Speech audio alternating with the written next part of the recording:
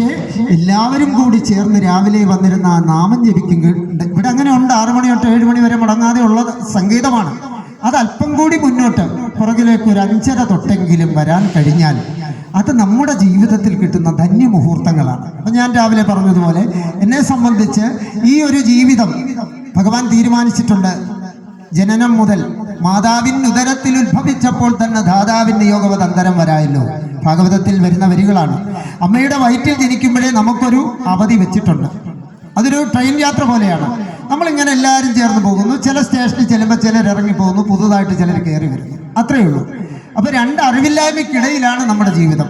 ജനിക്കുന്നതിന് മുമ്പ് നമ്മൾ ആരായിരുന്നു നമുക്കറിയുമോ? ഇല്ല. മരിച്ചു കഴിഞ്ഞ് നമ്മൾ എന്തായി തീരുമെന്നറിയുമോ?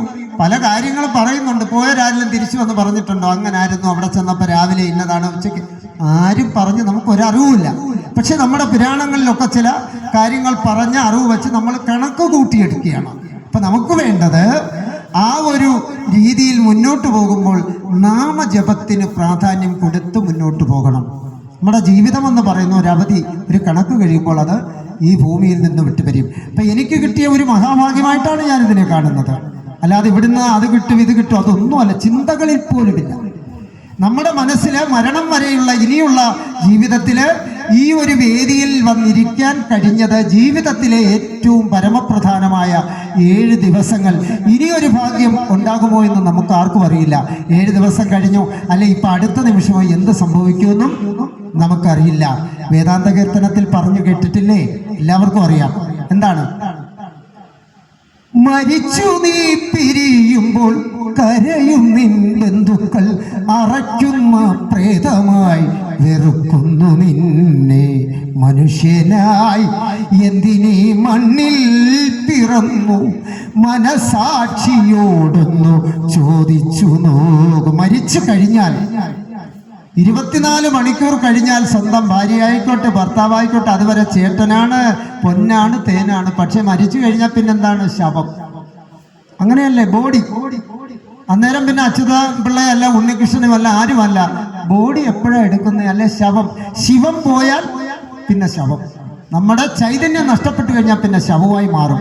ആ ശവം എത്ര പ്രിയപ്പെട്ടവരാണെങ്കിൽ പോലും 24 മണിക്കൂർ കഴിയുമ്പോൾ എന്താ താമസിക്കുന്നത്? എടുക്കുന്നില്ലേ? സ്വന്തം ആളുകളായിരിക്കും. എന്താ ഇത് കഴിഞ്ഞു വേണം കുളിച്ച് ക്ഷീണം മാറ്റി എന്തെങ്കിലും ഒന്ന് കഴിക്കാൻ. ആ സ്നേഹം അവിടെ വരെയുള്ളൂ.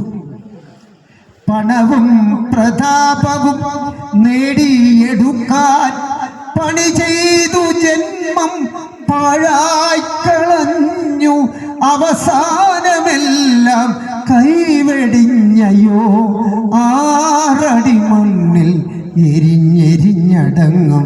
നമ്മൾ എത്രയൊക്കെ സമ്പാദിച്ചാലും 6 അടി മണ്ണിനകത്ത് തീരുന്ന കാര്യമേ ഉള്ളൂ. എത്ര രീതിയിൽ നമ്മൾ കേട്ടിട്ടുണ്ട്. നമ്മൾ അതിനെക്കുറിച്ച് ചിന്തിക്കുന്നില്ല.